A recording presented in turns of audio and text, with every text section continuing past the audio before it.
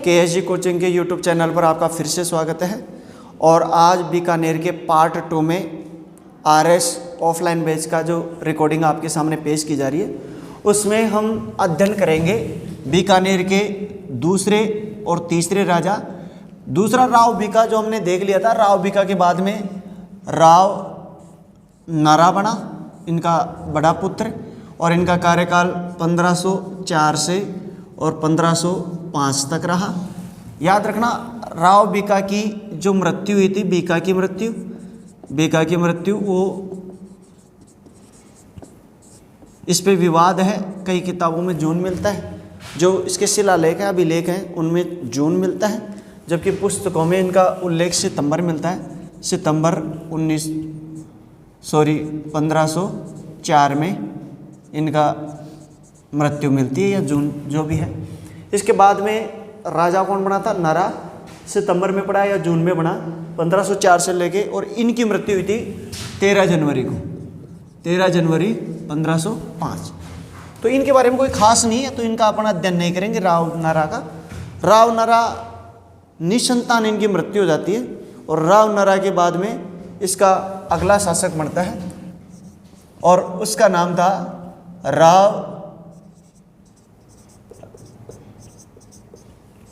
कल्याणमल नहीं था,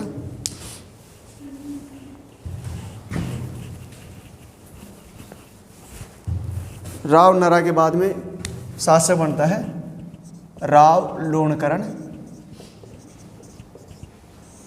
लूणकरण, इनका कार्यकाल 1505 से लेके और 26 तक इनका कार्यकाल था। अब इनके बारे में देखते हैं। सबसे पहले इनका आरंभिक जीवन, इनके बारे में क्या क्या चीज़ें। तो ये राव नरा के छोटे भाई थे, इनके पिता कौन थे? इसका मतलब पिता कौन हुआ? राव बीका। पिता कौन हो गया? राव बीका। अब बताओ, इनकी माता का नाम था रंगकुंवरी। कौन सी कुंवरी? रंगकुंवरी। बताओ, अब रंगकुंवरी का कहीं नाम सुना था क्या आपने? कहाँ? बीका के जो भाटियों की राजकुमारी थी, राव सेका की पुत्री, उसके साथ उसका विवाह हुआ था। याद आ गया? भाटियों। चलो ठीक है। तो रंगकुंवरी, ये इसका जीवन के बारे में था। क्योंकि राव बीका की बात की जाए तो उसके 8 पत्नियां और 10 पुत्र थे। मैंने आपको पहले बताया था उसकी कितनी पत्नियां थी? 8 पत्नियां और 10 पुत्र। अब देखो, इसके बारे में सबसे ज़्यादा जो था, क्योंकि राव बीका का संस्थापक था, तो राव बीका को तो सभी लोग स्वीकार कर लेते, लेकिन इसके बाद में इसके संघर्ष कुछ और बढ़ते हैं। तो सबसे पहले इसका चौतरफा युद्ध चालू हो जाता है। ये बीकानेर अपना जो है क्षेत्र, तो बीकानेर में ये आक्रमण करना चालू कर देता है। और सबसे पहले 1509 में इन्होंने ददरेवा का युद्ध लड़ा। ददरेवा, अरे ददरेवा कहाँ है? अरे चूरू में ददरेवा का युद्ध। ददरा, अरे गोगा जी का नाम नहीं सुना है क्या? शीर्ष मोड़ी, गोगा मेड़ी, है ना, गोगा मेड़ी। तो यहाँ का शासक था मानसिंह। मानसिंह को पराजित किया।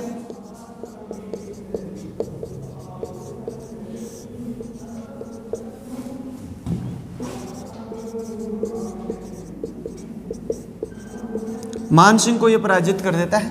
तो इसका ये पहला युद्ध था। अभी सभी जो सरदार थे इसके, वो इसके साथ थे। क्योंकि देखो, शुरू में जब आप राजा बनते हो तब आपके प्रति इतना विरोध नहीं होता, लेकिन धीरे धीरे आपके प्रति जो विश्वास है वो घटता जाता है और विरोध बढ़ता जाता है।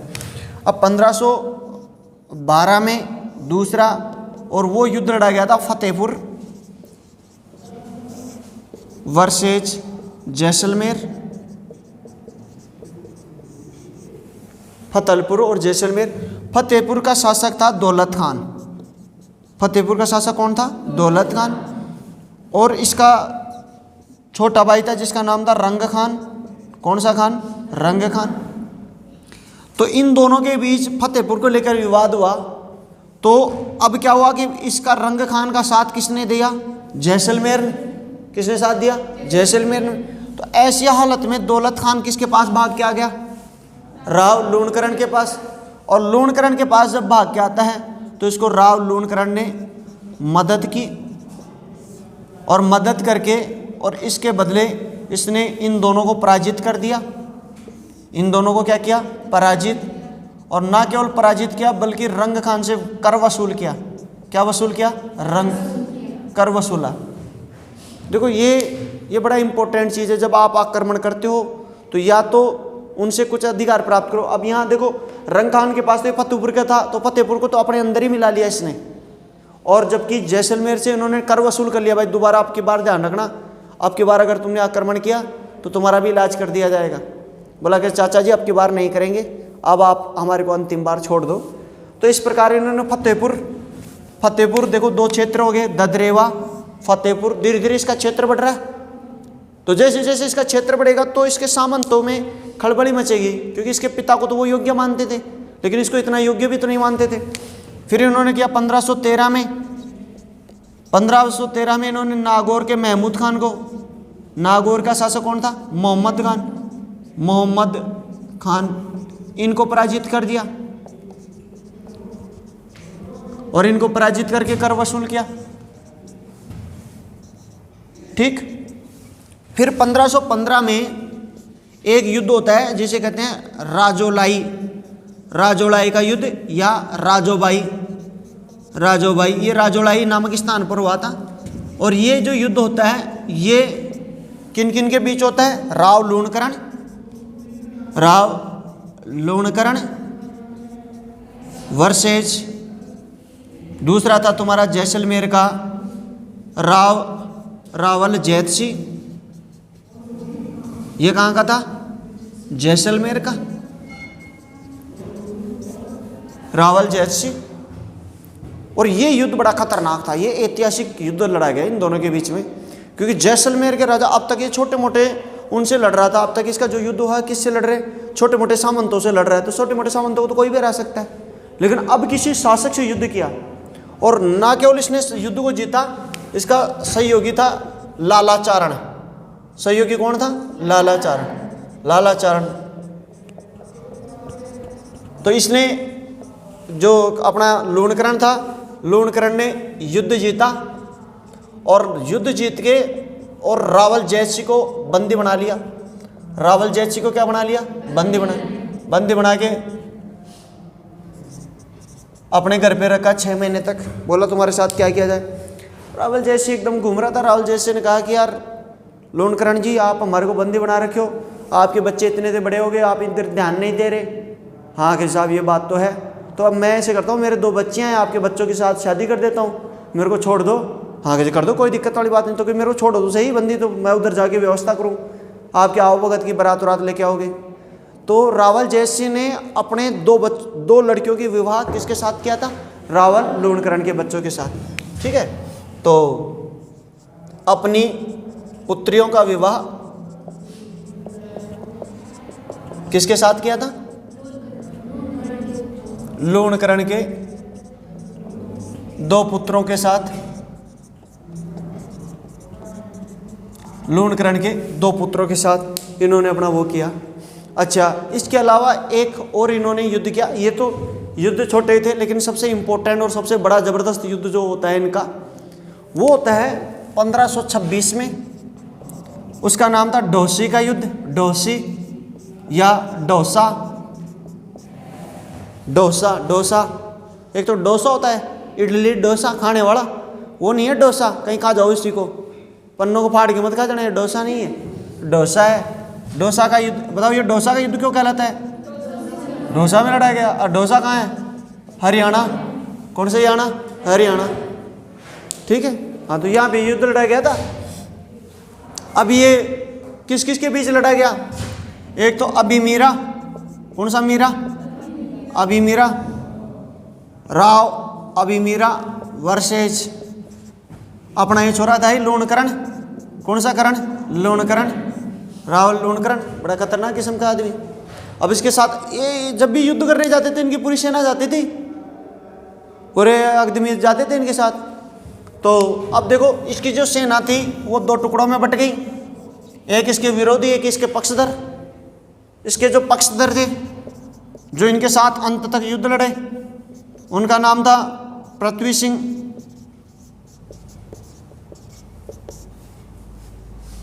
जैत सिंह, नैत सिंह। ये इनके साथ लास्ट में लड़े और इनके जो विरोधी जो बीच में ही दुश्मन से मिल गए और उनकी वजह से इसने युद्ध हारा। बताओ इनके साथ साथ कौन कौन लड़ने गए थे? जोई ये युद्ध लड़ते थे। और इनके पिता ने जोइयों ने अधीनता स्वीकार कर ली थी ना, तो जोइयों में था तिहुण पाल। कौन सा पाल? तिहुण पाल। और जोइये नहीं थे कि जोइये उत्तर भाषा उन्होंने अधीनता स्वीकार कर ली थी जोइयों ने। जोइयों का तिहुण पाल था, उसने भी उधर चला गया। इसके मामा का छोरा, और इसके मामा कहाँ थे? भाटी। कौन थे? भाटी। तो भाटियों का राजा था भाटी हरा भाटी। एक तो नीला भाटी, और एक पीला भाटी रे, काला भाटी रे। कौन सा भाटी? हरा भाटी। ये भी चला गया। और देखो, और बताओ दूसरा हो, ये द्रोणपुर छापर, इनका नाम तो सुना होगा, द्रोणपुर छापर। अब बताओ ये किसको दिया था इसने? अपने छोटे भाई राव बीदा को दिया था, और बीदा से छीन लिया था बेचारे से, उधर फिर उसने वापस किया था, है ना। तो उसकी जगह उसका भाई था कल्याणमल, उसका बेटा था कल्याणमल। कौन सा मल? कल्याणमल। ये भी धोखेबाज ही निकला। मतलब एक एक है। इधर कल्याणमल के तो अमरसर का तो ये था, इसका क्या नाम है, ये रायमल शेखावत। कौन सा शेखावत? रायमल शेखावत। सभी धोखेबाज हैं सारे। ये जाके उधर चाचा जी से मिल गए थे। अरे पाटन के तंवर। मतलब इसके साथ युद्ध में कोई बहुत ज्यादा आदमी भाग नहीं लिए थे। अब इसके पास मौका ये था कि इसकी सेना का बहुत बड़ा हिस्सा, आधी से ज्यादा सेना उधर चलेगी। अब बताओ तो क्या करेगा? हारेगा। लेकिन युद्ध छोड़ के भाग जाए तो बच जाए, खुद की जान तो बचे ही। लेकिन उसने युद्ध नहीं छोड़ा। वो उसने ये डायलॉग पहली बार ये बोलता, जीना यहाँ मरना यहाँ, जाए तो अब जाए कहाँ। अरे बकरी वाला डायलॉग नहीं याद आया था? शेर खड़ा था और उसकी आंखों में देखे गई, हिलेगा नहीं, कमजोर है लेकिन हिलेगा नहीं, शेर चला जाएगा, बकरी उल्टी नहीं जाएगी। लड़ा। लास्ट में ऐसे कहते हैं कि सब कुछ मर गए इसके सारे अंगरक्षक वगैरह। अकेले ने 19 आदमियों का कत्ल किया, और 19 आदमियों का कत्ल करके मरा। 19 सैनिकों की हत्या करके शहादत प्राप्त की। ये याद रखना इसके बारे में। बहुत शानदार आदमी था, बहुत खतरनाक किस्म का आदमी था। अब देखो इसके बारे में। अच्छा, इसका अब देखते हैं सांस्कृतिक योगदान भी देख लेते हैं थोड़ा सा। संस्कृति के प्रति इसने कुछ युद्ध कोई किया हो तो एक तो संस्कृति में, एक तो इन्होंने लक्ष्मी नारायण जी का मंदिर बनाया था। कौन से नारायण का? लक्ष्मी नारायण जी का मंदिर बीकानेर में। ये क्वेश्चन पूछा भी गया है अभी कल परसों, कौन सी एग्जाम में पूछा गया था। बीकानेर में लक्ष्मी नारायण जी का मंदिर। ऐसे नहीं पूछा था किसने बनाया है, ऐसे पूछा था लक्ष्मी नारायण जी का मंदिर कहाँ है। ठीक है, एक तो ये याद रखना। दूसरा चीज एक ये, बस इसका निर्माण कार्य तो बेचारा करेगा ही क्या, सारी जिंदगी युद्ध ही करता रहता। अब बेटे बेटियों को देख लो। अच्छा, एक इसकी जो बेटी थी, बेटी यहीं पे लिखना शुरू में, उसका नाम था बालाबाई। कौन सी बाई? याद आएगा को बालाबाई से कुछ? बालाबाई आमेर के पृथ्वीराज की कछुआ की पत्नी थी। किसकी पत्नी थी? पृथ्वीराज कछुआ की पत्नी थी। बहुत खतरनाक किस्म का था पृथ्वीराज कछुआ। जब आप पढ़ोगे वो उसके युद्ध में भाग लेने जाता है, खानवा के युद्ध में, और लड़ता हुआ मारा जाता है। और उसके बेटे का नाम था पूर्णमल। कौन सा मल? पूर्णमल। और बालाबाई के प्रभाव में कि पूर्णमल को उसने राजा बनाने की कोशिश कर दी थी। और उन्होंने अपने बेटों के लिए, पूर्णमल को राजा बनाने के लिए 12 कोठड़ी व्यवस्था कर दी थी। और ये कई बार प्रश्न पूछा था, यानी जयपुर को 12 भागों में बांट दिया था। उसके 12 बेटे थे तो कितने भागों में बांट दिया? 12 में। और सारे बेटों को अलग अलग भेज दिया। और छोटे बेटे पूर्णमल को अपने पास रखा। वो किसका लड़का था? बालाबाई, उसको राजा बनाने के लिए। तो ये याद रखना, 12 कोठड़ी व्यवस्था, किस राज्य 12 भागों में बटा था, कोटपुतली, शाहपुरा, सांबर, है ना, ये सुने हैं ना सारे। चाक्षु ये अलग अलग 12 टुकड़ों में बांट दिया उसने, भाई अड़ा का एक एक राज्य बना दिया था अपना बेटा। तो बालाबाई, बेटी बालाबाई, और इसका विवाह किसके साथ हुआ था? आमेर के पृथ्वीराज कछवा, पृथ्वीराज कछवा इसके साथ हुआ था। और ये कृष्णदास पैहारी की पक्की चेली थी। कृष्णदास पैहारी जिसने गलता जी पे नाथ कनफड़े नाथों को पराजित कर दिया था, गलता जी को हड़प लिया था, वही। अब उस भगवान, उस गुरु की चेली तो उतनी खतरनाक रहेगी, उसने कनफड़े नाथों को भगा दिया था बेचारों को, चतुर्नाथ को शास्त्रार्थ में पराजित कर दिया, और फिर उससे वो हड़प लिया गलता जी। तो इसने बालाबाई ने अपने बेटे को राजा बना दिया, पूर्णमल को। ये पूर्णमल की माँ थी। कौन से मल की? पूर्णमल की, पूर्णमल की, ठीक है। तो ये बड़ी खतरनाक थी। इसके बारे में 2-3 चीजें याद रखना। एक तो पूर्णमल की माँ, एक पृथ्वीराज कछवा की पत्नी थी, और एक शिष्या किसकी थी? कृष्णदास पैहारी की। तो तीनों चीजें याद रखना। कृष्णदास पैहारी, ये कृष्णदास पैहारी भी बड़ा खतरनाक किस्म का आदमी था। पानी, दूध ही पीता था पूरी जिंदगी में। केवल दूध पी के रहता था, कभी जीवन में रोटी नहीं खाई। अपने नारायण दास जी भी केवल वो जौओं की फल खाते थे, एक ही। बड़े भूखे प्यासे आदमी रहते थे, बड़े संत सिद्ध आदमी थे। ये इसकी बेटी। अच्छा, इसकी उपाधि आप शुरू में ही लिख लेना यहाँ पे, वहाँ तो जगह नहीं है मेरे पास, यहाँ पे लिख देता हूँ उपाधि। इसको कलयुग का करण कहते हैं। कौन सा करण कहते हैं?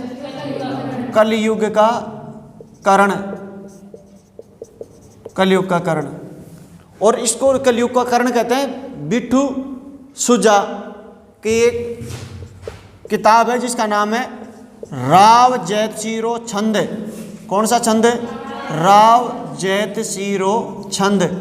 तो राव जैतसीरो छंद में उसको क्या कहा गया है? कलयुग का करण। जबकि एक और ग्रंथ है जिसका नाम है करमचंद्र वंशोत्कीर्ण कम काव्यम, बड़ा खतरनाक नाम। करमचंद्र वंशोत्कीर्ण कम काव्यम। और इसमें भी कर्ण से इसकी तुलना की गई है।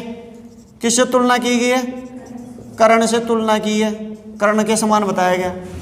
तो या एक तो बिट्ठू सुजा इसको रट लेना, एक इसको, दोनों को रट लेना। इससे तुलना की गई थी। ले लो आप इसका स्क्रीनशॉट। तो राव लोणकरण, लोणकरण, हाँ इसको ऐसे ले लो। करण पूरा भी लिखना चाहो तो कोई दिक्कत नहीं।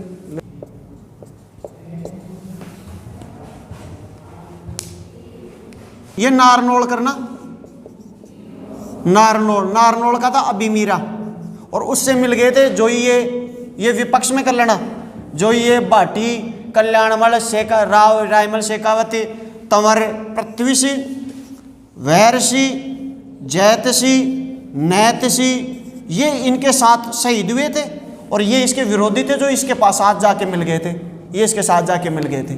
ठीक है, तो इसको ऐसे ले लेना, इस प्रकार ले लो इसको नारनौल करो, नारनौल। और इसका जो प्रसिद्ध युद्ध का कारण क्या था? चायलवाड़ा पर अधिकार कर लिया था इसने। किस पर अधिकार कर लिया था? चायलवाड़ा पर अधिकार कर लिया था। चायलवाड़ा किसके अधिकार में था? ये अभिमीरा के अधिकार में था। ये हिसार और सिरसा की सीमा पर पड़ता था। कहाँ पे पड़ता था? हिसार और सिरसा। तो वहां पे इसने अधिकार कर लिया था। किसने अधिकार कर लिया था? लोणकरण। ले लो इसके स्क्रीनशॉट ले लो।